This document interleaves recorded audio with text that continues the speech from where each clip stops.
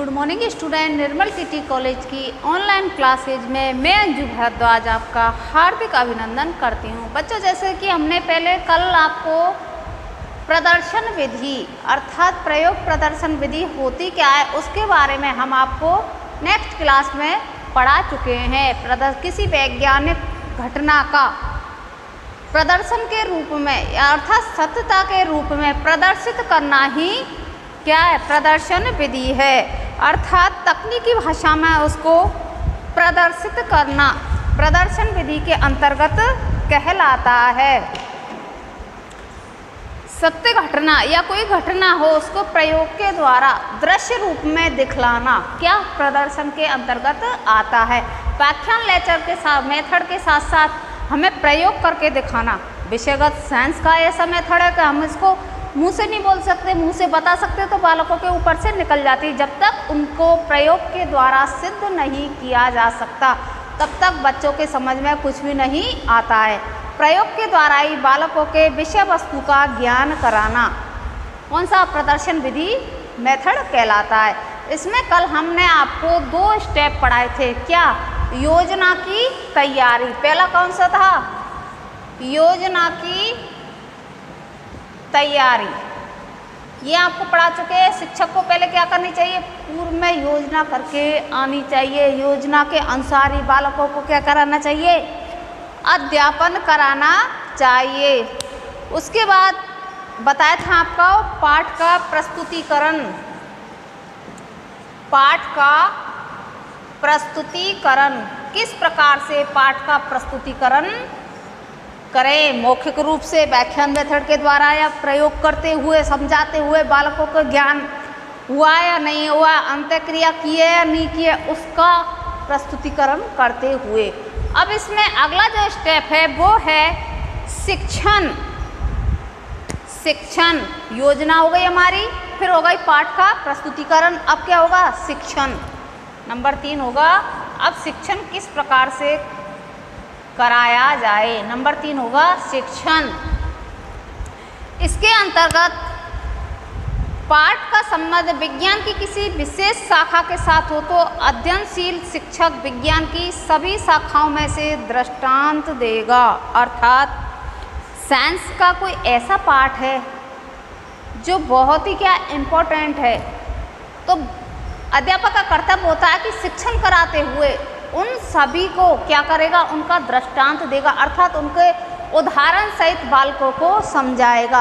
अगर प्रयोग करने की चीज़ नहीं है, प्रयोग के द्वारा नहीं समझा सकता या उस टॉपिक में कोई प्रयोग का नहीं है, तो उनके जो वैज्ञानिक हुए हैं, जो वैज्ञानिक नाम है, उन वैज्ञानिकों के नाम से बालकों को रूबरू कराएं। अर्थात इन वैज्ञानिकों ने ये खोज की है या इन वैज्ञानिकों के द्वारा इस प्रकार से कहा गया है। ये शिक्षण में अध्यापक को बहुत ही जरूरी होता है। बालकों को अध्यापन कराते समय जो दृष्टांत देगा उससे बालक क्या होंगे? बालक को पहचान होगी, बालक की रुचि जागृत होगी कि हमारे उस समय में ये वैज्ञानिक हुए थे, उन वैज्ञानिकों ने हमें ये शिक्षण व्यवस्था, ये शिक्षण प्रणाली या ये प्रयोग के द्वारा हमें अपने शिक्षण को सुचारू ढंग से प्रयोग करने के लिए कहा। तो शिक्षक का कर्तव्य है कि वो व्यावहारिक और वैज्ञानिकों के नाम सूचना का उल्लेख भी करना चाहिए। शिक्षक का कर्तव्य है, अगर वो प्रयोग के द्वारा नहीं समझा सकता तो उन वैज्ञानिकों के नाम के द्वारा बालकों को बताएं कि इन वैज्ञानिकों ने ये चीज़ हमारे साइंस में इंक्लूड की है। जहाँ तक संभव हो शिक्षण सुविचारित एवं उचित प्रश्नों द्वारा होना चाहिए। जी हाँ, आपने शिक्षण करा दिया, शिक्षण कैसा हुआ? बालकों ने अध्ययन किया या नहीं किया? बालकों ने कितना ग्रहण किया? वो सारी चीज़ें क्या करनी चाहिए?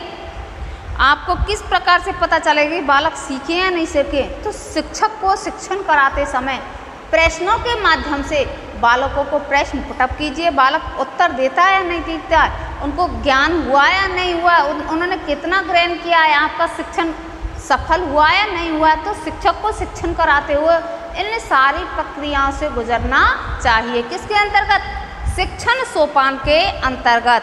प्रश्नों का क्रम इस प्रकार हो कि प्रत्येक प्रश्न का उत्तर अपने आप में शिक्षण की एक पूर्ण इकाई हो। जैसे अब मैंने टॉपिक एक इकाई के रूप में, हमारी इकाई कौन सी थी आज? विज्ञान मेथड। अब विज्ञान मेथड के अंतर्गत उप इकाई कौन सी हो गई? प्रदर्शन विधि सोपान। सोपान हो गई। तो उस इकाई में जो टॉपिक है, जो इकाई ले रखी है, उन इकाइयों को टच करते हुए अर्थात तारतम्यता के अनुसार प्रश्नों के द्वारा बालकों के ज्ञान को पहचानना। बालक रुचि ले रहे हैं, बालक को समझ में आ रहा है नहीं आ रहा। तो जैसे योजना की तैयारी, पाठ का प्रस्तुतिकरण, शिक्षण, इनसे पुटअप करती हो इस टॉपिक में क्या है, इस लाइन में क्या है, यहाँ से इकाई में इधर से क्या है, इधर पूरी इकाई को क्या करते हुए, पूर्ण करते हुए शिक्षक को अध्यापन कराना चाहिए। नंबर 1 योजना की तैयारी, नंबर 2 पाठ का प्रस्तुतिकरण, नंबर 3 शिक्षण। अब नंबर 4 आता है इसमें प्रयोगीकरण, अर्थात प्रयोग करना। प्रयोगीकरण, अब ये प्रयोगीकरण क्या है? नाम से स्पष्ट हो रहा है प्रयोगीकरण। प्रयोगीकरण से ये है कि शिक्षक को जो प्रयोग करना है कक्ष के अंतर्गत, जो उपकरण उनको लाने, वो बालकों से आने से पूर्व ही मेज पर इस प्रकार से, इस ढंग से, सरल तरीके से लगाते हुए बालकों को कक्षा के अंतर्गत प्रयोग करते हुए सरल ढंग से, उचित तरीके से शिक्षक को बालकों के समझाना चाहिए। न कि भारी भरकम बड़े उपकरण और जो व्यर्थ के उपकरण हैं उनको भी इकट्ठा ना करते हुए, जैसे इतनी दूरी होनी चाहिए, इतनी गैप होनी चाहिए कि यहाँ शिक्षक हैं, यहाँ हमारी मेज है, मेज पे सारे उपकरण रखे हैं, उपकरण को रखते हुए बालकों की इतनी दूरी, उन प्रयोग को समझाते हुए, और व्यर्थ के जो उपकरण उनको बाहर निकाल दे या एक साइड कर दे, जिससे टूट फूट ना हो सके। अर्थात प्रयोगीकरण के द्वारा शिक्षकों को शिक्षण प्रदान करना, प्रयोग के द्वारा बालकों को विषय वस्तु का ज्ञान कराना, यही क्या है? प्रयोगीकरण। प्रयोगों का प्रदर्शन पाठ के दौरान उचित समय पर किया जाना चाहिए। जी, ये और इसकी महत्वपूर्ण बात है, उचित समय पर। आपने कोई विषय वस्तु पढ़ाई, पढ़ाते पढ़ाते वो सेंटेंस उस जगह, मतलब किस जगह प्रयोग की ज़रूरत है। साइंस का कोई ऐसा टॉपिक आया कि हमें यहाँ इस जगह प्रयोग करने की आवश्यकता है, तभी बालक, जैसे मानव का आप पढ़ा रहे हो, मानव के बारे में पढ़ा रहे हो, तो मानव की जो जैसे कंकाल है, मानव का जो अंदर की आंतरिक संरचना है, उस संरचना की जैसे टॉपिक आया तो आपने या तो अपने उपकरण के द्वारा, उपकरण नहीं तो आपके पैनल बोर्ड है या बोर्ड पर कोई चित्र वित्र बनाकर आप बच्चों को आराम से समझा सकते हो प्रयोग के द्वारा, और उचित जगह पर उचित समय पर। ये नहीं कि शुरू में ही आपको मानव की संरचना बना दी और डायरेक्ट उससे पढ़ाने लग गए। जी नहीं, पाठ के अंतराल में जहाँ पर भी आपको प्रयोग करने की जगह हो वहाँ पर ही आपको प्रयोग करना चाहिए। प्रयोग के द्वारा बालकों का ज्ञान क्या हो जाएगा? बालक की इंद्रिय सक्रिय रहती है, बालक रुचि प्रदान करता है, रुचि लेता है उन चीज़ों में, तो उचित समय पर ही शिक्षक को प्रयोग कराना चाहिए। प्रदर्शित उपकरणों को संभाल कर रखना बुद्धिमत्ता है, ताकि फिर से प्रयोग में लाना चाहिए। आप प्रयोग कर रहे हो, कोई प्रयोग बता रहे हो, तो शिक्षक का कर्तव्य है कि वो व्यर्थ के उपकरणों को दूर, और प्रयोग ये ना हो, आपको पहले ही सारी व्यवस्था कर लेनी चाहिए कि कहीं बीच में रुक ना जा। प्रयोग की गति क्या होनी चाहिए? इसमें तेज होनी चाहिए, ये नहीं कि धीरे धीरे धीरे, बच्चे भी बोर हो जाएंगे, आपको भी नीरसता आएगी। तो प्रयोग उपकरण का जो वो चीज़ है, उन उपकरणों को आपको पहले से ही सेट करके रखना चाहिए, और जहाँ उचित समय है वहाँ पर ही प्रयोग किया जाना चाहिए। प्रयोग के माध्यम से बालक का जो ज्ञान है वो क्या हो जाएगा? स्थायीकरण हो जाएगा। अगला जो इसका सोपान है वो है श्यामपट्टकार। लास्ट जो इसका सोपान है, अगला 5वां, वो है श्यामपट्टकार। अब श्यामपट्टकार क्या है? श्यामपट्ट पे सार ही आएगा जो आपने पढ़ाया अब तक। पाठ में श्यामपट्ट बहुत ही उपयोगी सिद्ध होता है। इसके निम्न 2 उद्देश्य हेतु क्या? पहला है महत्वपूर्ण परिणामों एवं सिद्धांतों को संक्षिप्त में लिखना। 2 इसके सिद्धांत है, महत्वपूर्ण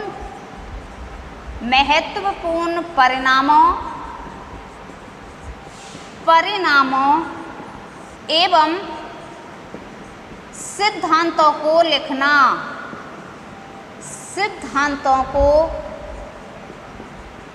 लिखना। क्या हुआ? श्यामपट्ट का जो सार तो है ये विषय वस्तु जो पढ़ाई है सारे उपकरण के हमने प्रयोग कर दिए, बालक को क्या आना है, अंत में हम उसका सार भी तो लिखेंगे। क्या निष्कर्ष निकला है वो किसका प्रयोग करेंगे हम? श्यामपट्ट का प्रयोग। इसमें महत्वपूर्ण परिणाम, अब हमारे इससे परिणाम निष्कर्ष क्या निकले, किन किन सिद्धांतों को प्रयोग किया गया, किन किन सिद्धांतों का इसमें उपयोग किया गया है, तो वो चीज़ हम कहाँ पर इंक्लूड करेंगे? वो करेंगे हम श्यामपट्ट के द्वारा महत्वपूर्ण परिणामों एवं सिद्धांतों के माध्यम से। दूसरा, इसमें आवश्यक रेखांकित व रेखा आकृतियाँ बनाना, आवश्यक रेखांकित व रेखा आकृति बनाना। पढ़ाते पढ़ाते कोई ऐसा सब्जेक्ट आ जाता है, जैसे मैंने अब आपको बताया, मैंने योजना की तैयारी, तो महत्वपूर्ण ये पद है, तो इसको क्या कर दिया हमने? रेखांकित करना। अगर डायरेक्ट इसके बाद हमें लिखने लग जाती कुछ बिना चिन्ह लगाए कोई भी चीज़ ऐसे, तो पता ही नहीं चलता कि यहाँ का टॉपिक कौन सा है और मूल रूप ये कहना क्या चाह रहा है। तो यहाँ पर जो आवश्यक, जो महत्वपूर्ण जो शब्द हैं वो रेखांकित करना व रेखा आकृति बनाना। जैसे मानव का कंकाल तंत्र बनाया, मेढक का कोई चित्र बनाया है, हृदय की संरचना बनाई है, या और भी जो सारे मस्तिष्क का फोटो बनाए, वो सारे रेखा आकृति बनाने में किसका प्रयोग किया जाता है? श्यामपट्ट का प्रयोग कर सकते हैं। श्यामपट्ट को सुविधापूर्वक 2 भागों में विभक्त कर लेना चाहिए। श्यामपट्ट है तो हमारा 2 भागों में आपको विभक्त कर लेना चाहिए। जैसे एक में आप क्या बना दो? रेखा चित्र, और दूसरे में आप समझा सकते हो।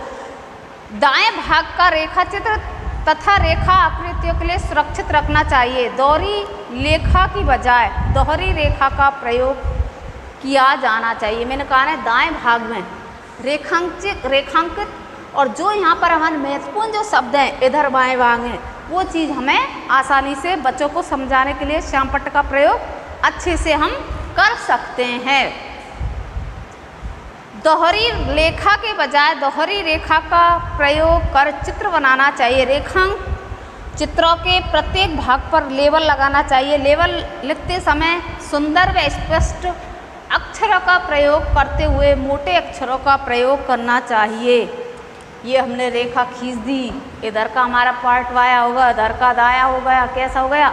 तो यहाँ पर तो हम जो रेखा चित्र बनाएंगे उनके बीच में क्या कर देंगे? लाइन भी खींच देंगे रेखांकित।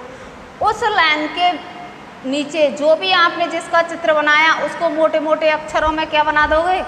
उसके ऊपर लेबल चिपका दोगे, जिससे पता चल जाएगा चक अक्ष के अंतर्गत ये इसका चित्र है।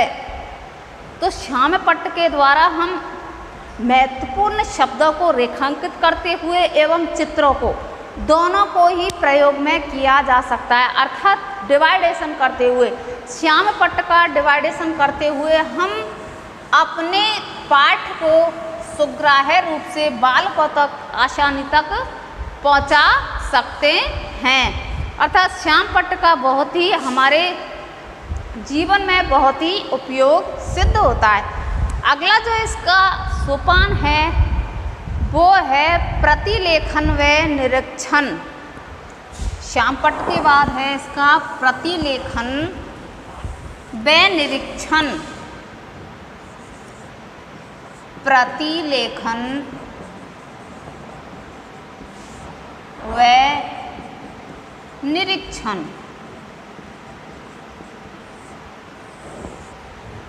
अब प्रतिलेखन और निरीक्षण क्या है? जब तक छात्र श्यामपट्ट के संक्षिप्त सार व रेखा चित्रों को अपनी अपनी कॉपियों में नहीं लिख लेते तब तक प्रदर्शन पाठ अधूरा रहेगा। जी हाँ, प्रतिलेखन आपने लिख नहीं लिया है बच्चों ने, हमने यहाँ पर क्या कर दिया? चित्र भी रेखांकित चित्र भी लगा दिए, महत्वपूर्ण शब्द लिख दिए।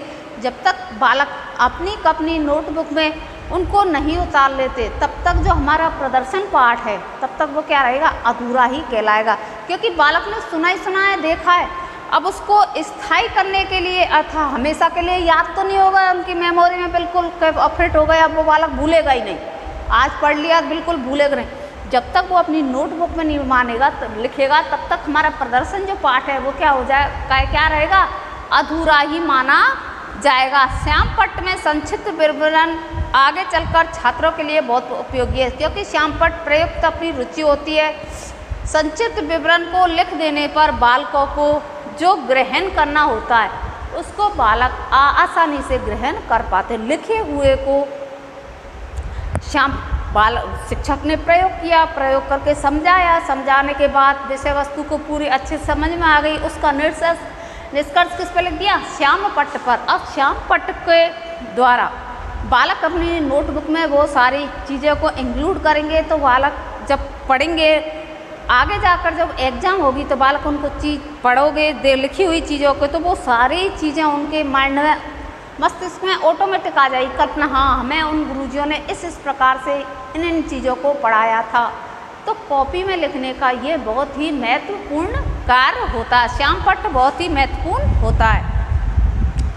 छात्रों का जो वो होता है मस्तिष्क इतना विकसित नहीं होता कि वो जो चीज़ें लिखी होती हैं जो हम पढ़ा चुके हैं वो अपने माइंड में विकसित हो जाती है, वो भूल जाते हैं। इसलिए हमें नोट्स और रेखाचित्र बनाते हुए श्यामपट्ट पर ही लिख करके बालकों को नकल करने के लिए आप अपनी कॉपी में उतारो।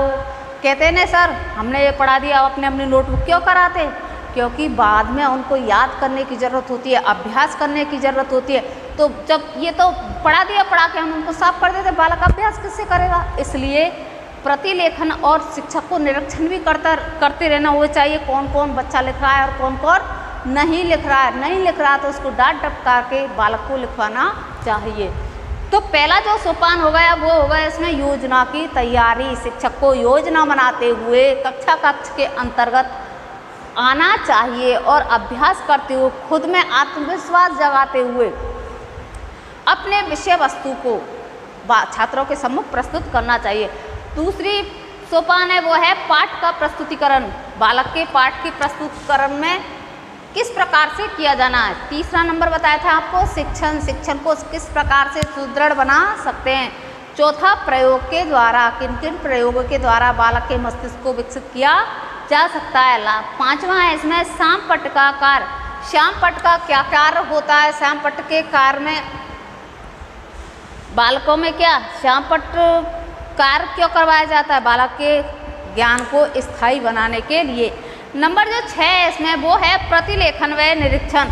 प्रतिलेखन के द्वारा श्यामपट्ट पे जो लिखा हुआ जो कार्य है बालकों को आसानी से बाद में समझ में आ जाए, इसलिए बालकों को लेखन के लिए कहा जा सकता है। उनके मस्तिष्क को विकसित करने के लिए प्रतिलेखन शिक्षक को उसी समय निरीक्षण करते हुए बालक के नोटबुक को देखना चाहिए, बालक ने लिखा है कि नहीं लिखा है। ये हमारे प्रदर्शन विधि के क्या हो गए थे, सोपान। अब इसके बाद प्रदर्शन विधि का महत्व। प्रदर्शन विधि के सोपान हो गए। अब इसके बाद हम बताएंगे प्रदर्शन विधि का महत्व। क्या महत्व है इसके प्रदर्शन विधि के, आएगा महत्व।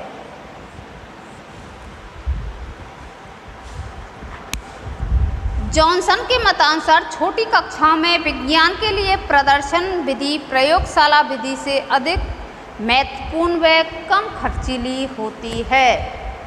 जॉनसन के अनुसार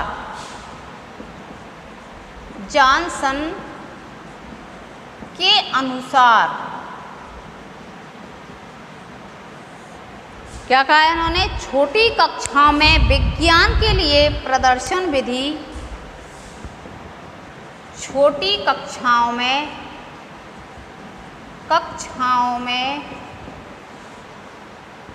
प्रदर्शन के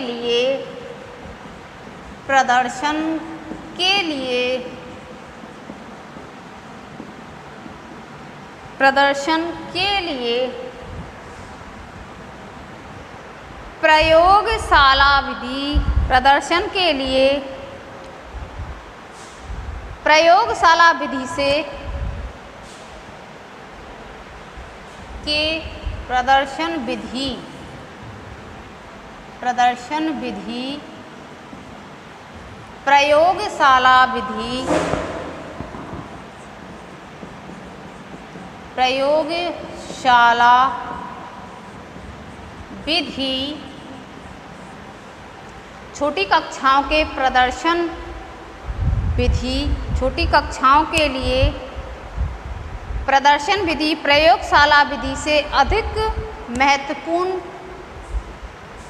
विधि, प्रयोगशाला विधि से अधिक महत्वपूर्ण व कम खर्चीली होती है, कम खर्चीली होती है। विज्ञान प्रदर्शन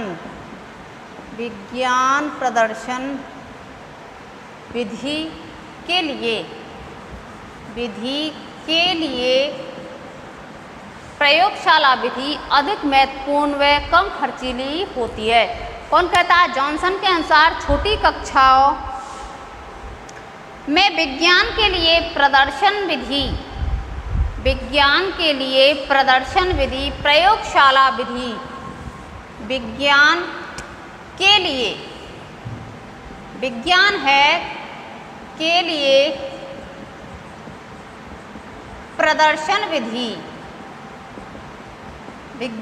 लिए प्रदर्शन विधि प्रयोगशाला विधि से अधिक महत्वपूर्ण व कम खर्चीली है।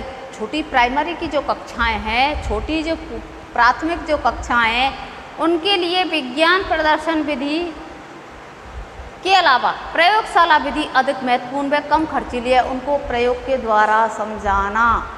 और बड़े बच्चों के लिए क्या? प्रदर्शन विधि।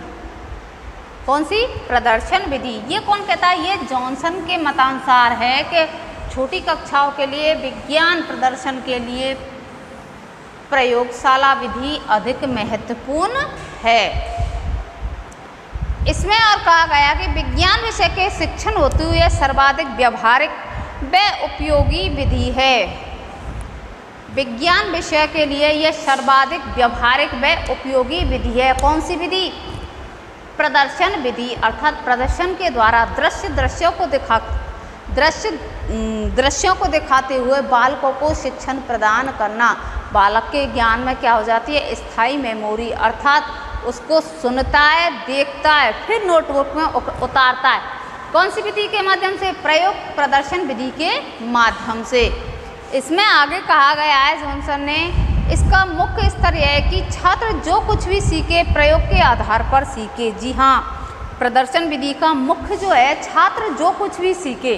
क्या है इसका मुख्य आधार? उद्देश्य। छात्र जो कुछ भी सीखे,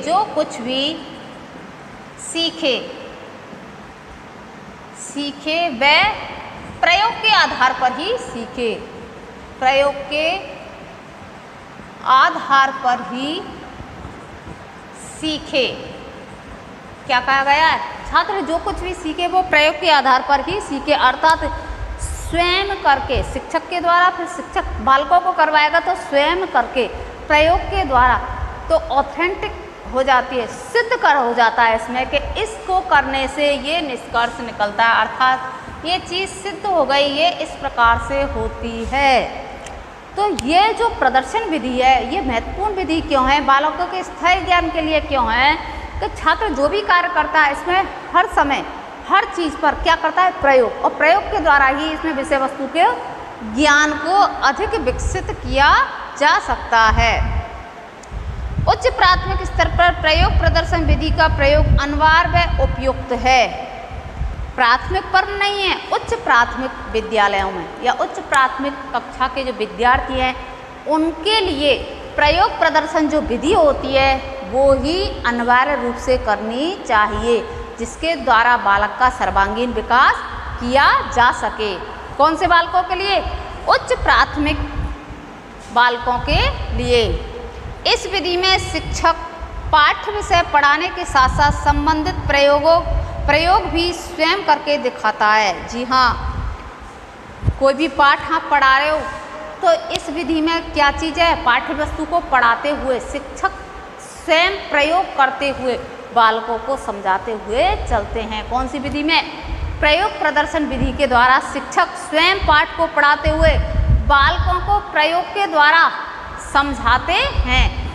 ये इसके महत्व के रूप में आता है। इसमें छात्र जो भी कुछ करता है प्रयोग के आधार पर करता है, प्रयोग के द्वारा ही निष्कर्ष निकालता है। और शिक्षक जो भी पाठ्य वस्तु को पढ़ाता है वो शिक्षक प्रयोग के आधार पर ही बालकों को ज्ञान देते हैं।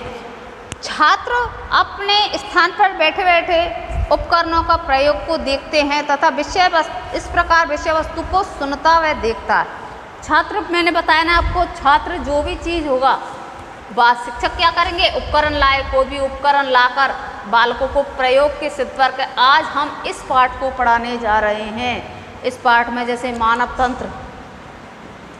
मानव तंत्र के बारे में, या फिर कोई भी जैसे सल्फ्यूरिक एसिड और अम्ल वगैरह कोई भी क्षार है उनका प्रयोग के द्वारा, तो जो भी पाठ के अंतर्गत आया है, तो क्या करेंगे शिक्षक? बहुत सारे उपकरण जो उचित समय पर बालकों के विषय वस्तु के आधार पर उनको समझाना है, वो उनको मेज पर सजाते हुए बालक के विषय वस्तु में पढ़ाते हुए व्याख्यान मेथड के द्वारा, मौखिक रूप से नहीं समझाना, प्रयोग के द्वारा समझाना। इसका मूल उद्देश्य बालक को विषय वस्तु के प्रयोग के द्वारा समझाते हुए बालक के ज्ञान को स्थायी प्रदान करना। तो जैसे पाठ पढ़ाते हैं शिक्षक, तो पाठ पढ़ाते हुए बालक क्या करता है? सुनता भी है और देखता भी है। क्योंकि शिक्षक क्या करते हैं? पाठ को पढ़ाते भी हैं और पढ़ाते हुए प्रयोग करते हैं। प्रयोग के द्वारा बालक के ज्ञान को हम क्या कर सकते हैं? स्थायी रूप से बालक के ज्ञान को बढ़ा सकते हैं। शिक्षक का कर्तव्य ये है प्रयोग प्रदर्शन विधि के द्वारा बालक को विभिन्न प्रकार के प्रयोगों के द्वारा, उपकरण भी नहीं हो, जैसे वो मॉडल या चित्र के अनुसार, रेखा चित्र के अनुसार बालकों को कोई किसी चीज़ के बारे में, एंगल के बारे में समझाए। शिक्षक का कर्तव्य है, अगर लास्ट के जो बालक है तो ऐसी आकृति बनाए ब्लैक बोर्ड पर 2 भाग करते हुए, जिससे लास्ट का जो बालक है वो उनकी आवाज़ तेज करते हुए आवाज़ को सुन सके और आसानी से देख सके। मोटे लेवल के जो शब्द हैं बालकों को आसानी से दिखाई दे जाएं।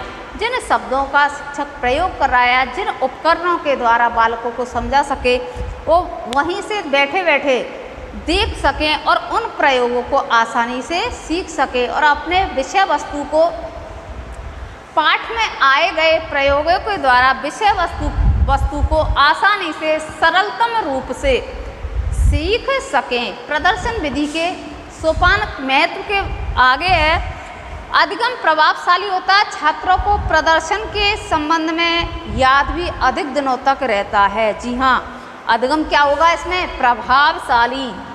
कैसा अधिगम होगा? प्रभावशाली। क्यों? विषय वस्तु को प्रयोग के द्वारा समझाना। अधिगम होगा प्रभावशाली। कैसा होगा? अधिगम प्रभावशाली। विषय वस्तु को प्रयोगों के द्वारा समझाना। बालक सुनता भी है और देखता है, तो बालक की मेमोरी क्या हो जाती है? स्थायी। तो बहुत दिनों तक क्या होता है उसका? बहुत दिनों तक बालक इस चीज़ को याद कर सकता है। छात्रों को प्रदर्शन के संबंध में अधिक दिनों तक याद रहता है। क्यों? बालक सुनता है, देखता है, नोटबुक में उतारता है। तो जो ये प्रदर्शन विधि है, जिसके सोपानों के द्वारा आपने तैयारी की है, उसका महत्व है। क्या महत्व है? प्रयोग के द्वारा सिखाना बालक को करके। शिक्षक पहले स्वयं करेगा, फिर धीरे धीरे जो बालक के टैलेंट है उन बालकों से भी प्रयोग करवाने की कोशिश करेंगे, जिससे बालक का ज्ञान क्या होगा? स्थायी होगा। और जो शिक्षण व्यवस्था है वो क्या होगी? वो प्रभावशाली सिद्ध होगी। कैसी होगी? प्रभावशाली। अर्थात बालकों का जो ज्ञान है अधिक स्थायी होगा। बालकों का ज्ञान अधिक स्थायी होगा। प्रदर्शन विषय वस्तु में व्यावहारिक शिक्षण हेतु सर्वाधिक व्यावहारिक व उपयोगी विधि है। विज्ञान की शिक्षण हेतु यह सर्वाधिक व्यावहारिक व उपयोगी विधि है। प्रदर्शन जो विधि है वह विज्ञान शिक्षण में क्या सर्वाधिक क्या व्यावहारिक व उपयोगी। व्यावहारिक रूप से, सैद्धांतिक रूप से नहीं, व्यावहारिक रूप से हम बालकों को प्रयोग के द्वारा आसानी से इसको समझा सकते हैं। इसमें इन स्टेपों से आपको गुजरना पड़ेगा। इस प्रकार से आपको ये चीज़ इसमें इंक्लूड करनी पड़ेगी, तब आपको देखते हुए अर्थात प्रदर्शन करते हुए बालकों के ज्ञान का इसमें क्या कराना है, स्थायीकरण कराना है। आज हमने आपको प्रदर्शन विधि के सोपान एवं महत्व, सोपान कितने थे, 6, पाठ की योजना तैयारी, फिर प्रस्तुतिकरण, फिर शिक्षण, फिर शिक्षण के बाद में प्रयोगीकरण के बाद में उसमें आ जाएगा श्यामपट्टकार के बाद प्रतिलेखन। ये सारे इसके क्या हो गए, सोपान के बाद में महत्व क्या, बालक को प्रयोग के द्वारा विषय वस्तु को स्पष्टीकरण करना। ये आज आपकी प्रदर्शन विधि के सोपान एवं महत्व। नेक्स्ट क्लास में हम इनके गुण दोषों के बारे में वर्णन कर लेंगे। तब तक के लिए धन्यवाद।